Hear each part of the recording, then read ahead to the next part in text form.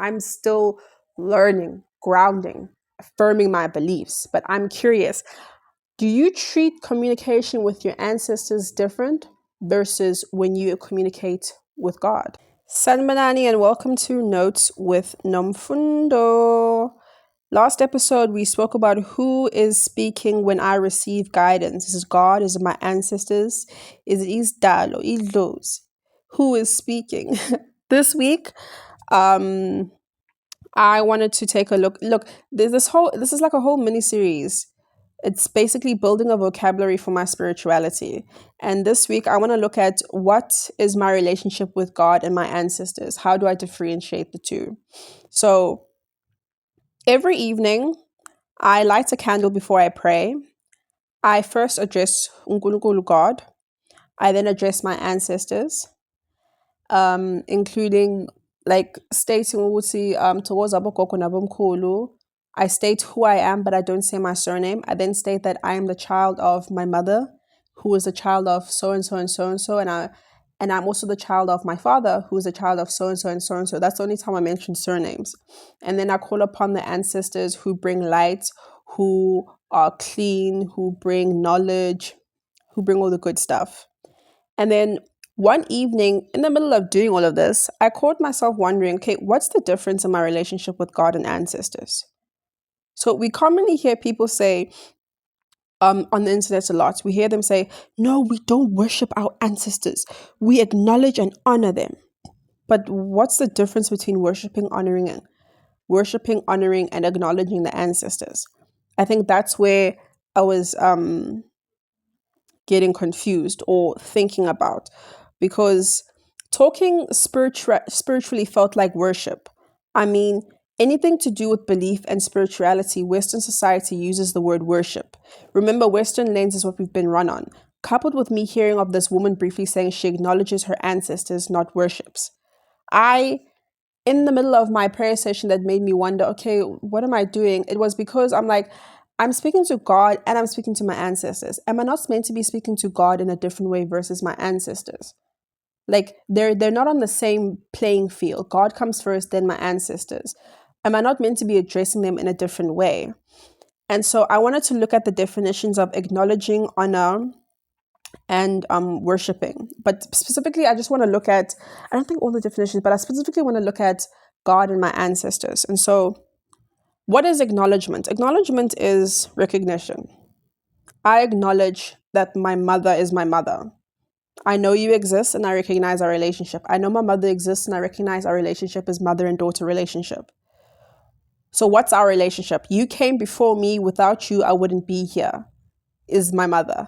And my ancestors.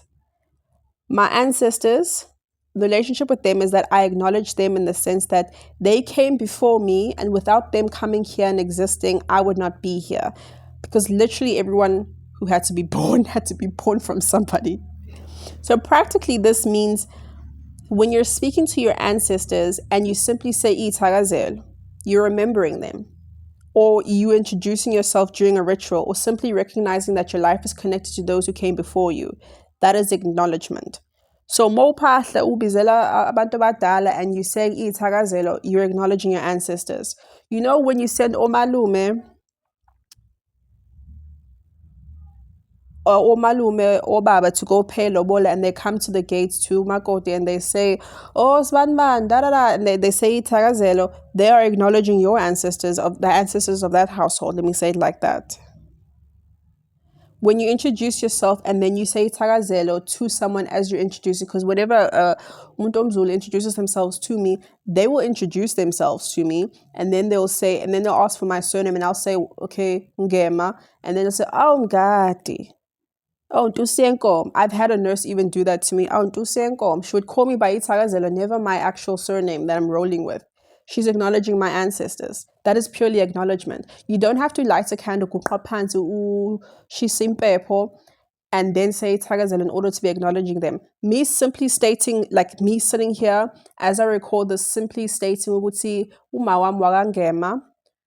She comes from Barangema and Duma. That's me already acknowledging the ancestors. Ubaba is from Gazondi and Ungob. Immediately I've acknowledged my ancestors. Yeah. Honor is recognition plus respect. I value who you are and what you have given me. That's what honor is. So when we talk about honoring our ancestors, acknowledgement is I acknowledge that you came before me. I acknowledge that you are my ancestors. I know you're there. That's acknowledgement. Honor is I value who you are and what you have given to me. So practically, honoring often involves an action. So, they say you must maintain a person's grave. That's you honoring your ancestors. So, a lot of us are not honoring our ancestors because we don't maintain the graves of those who have passed on. Making offerings. So, like ilati, when they say you need to do, oftentimes you often hear you need to do ilati. To be fair, it may not be ilati that I'm trying to compare it to, but if you've had a miscarriage, if you've had an abortion, they say you must do ilati so that your things can go right. If you missed the funeral or you weren't there when the person passed away or something, you must do ilati.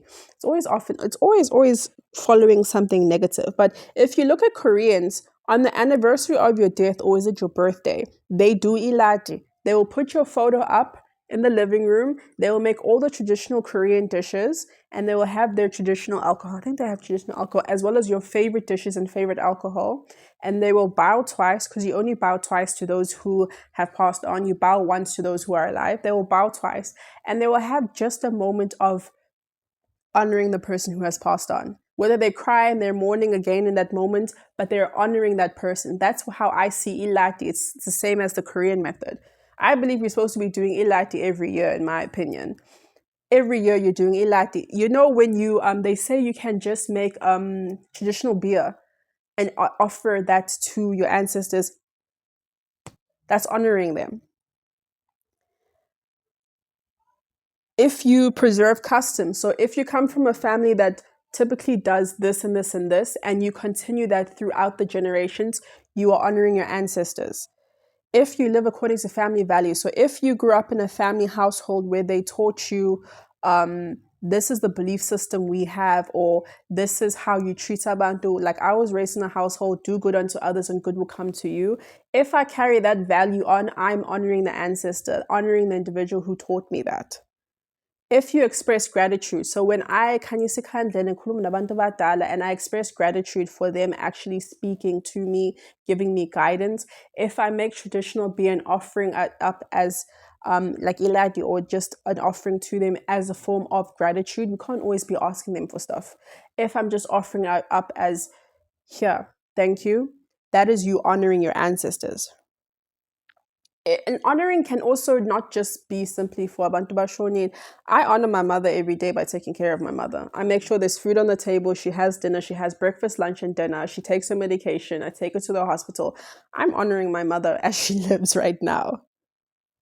Worship is a whole other different ballgame. Worship is devotion.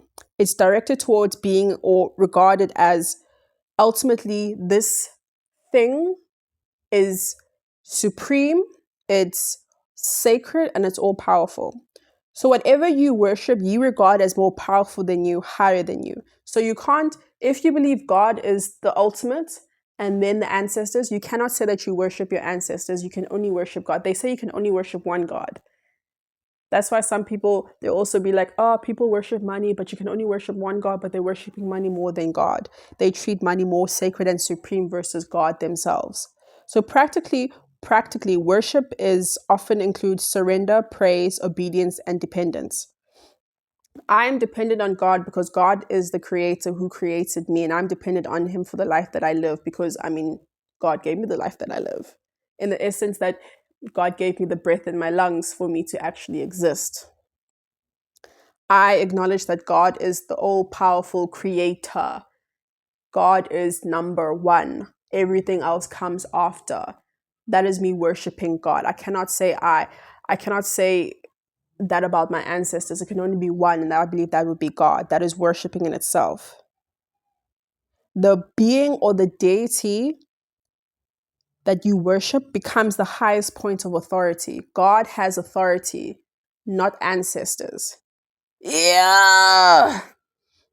So God is the creator of all, thus we are dependent on God. We submit, we are obedient to the way or life of God that God created. When you die, you are an ancestor whom once was alive but are physically no more. You don't die and become a deity or God. You become a deity or God if somebody worships you, actually. Let me put it like that. But I'm saying when you die and become an ancestor, you don't immediately become like I'm God now. But if you are worshiping your ancestors, if you keep saying that your ancestors are the most high, the most powerful, you are taking power away from God. You are therefore making your ancestors a deity. You're therefore making your ancestors a God. A lot of people are going to be giving me flack for that, saying, oh, you're disrespecting, you don't understand Jungle, but you didn't grow up in a household with these beliefs, with Isintu and stuff, so you can't be speaking. But if you keep giving worship to your ancestors and keep saying that they are the most high, they are the most powerful, you take away from God. God is there can only be one most high, most powerful, it is God. You ask ancestors for guidance, but you ultimately worship God and say God created everything and anything, because the ancestors once walked this earth and now they are dead and they're in the spiritual realm and they're able to offer up messages and guidance to you and take short left in order to get what you want, short right, and then you make the decision whether you want to follow it or not. But God ultimately is the one. So you don't worship your ancestors. You can't, because they're not supreme. God is first, then it's ancestors. So you worship God. So you need to be careful in how you speak to. That's why these questions popped up. You need to be careful on how you speak when you speak to your ancestors and you speak to God. And today, I say today because tomorrow, next week, next month, next year, the next time I upload this, today, as I record this, I allow myself space to change my beliefs. So as I record this, I believe worship belongs to God. Honor maintains relationships with your ancestors through elite, like libations, giving offerings, following their customs and values. So you honor your ancestors. And acknowledgement recognizes presence. So calling upon the names of your ancestors, acknowledging that they once walked this earth and now they're in the spiritual realm. They came first in order for you to be born physically. Literally, that's actually how it had to work. So you honor your ancestors, you acknowledge your ancestors, and you worship God, because God is also powerful. Learn how to differentiate in the way you communicate with God and your ancestors. I feel like this whole episode was all over the place, but this is how I've been spiritually. I'm still learning, grounding, affirming my beliefs, but I'm curious. Do you treat communication with your ancestors different versus when you communicate with God?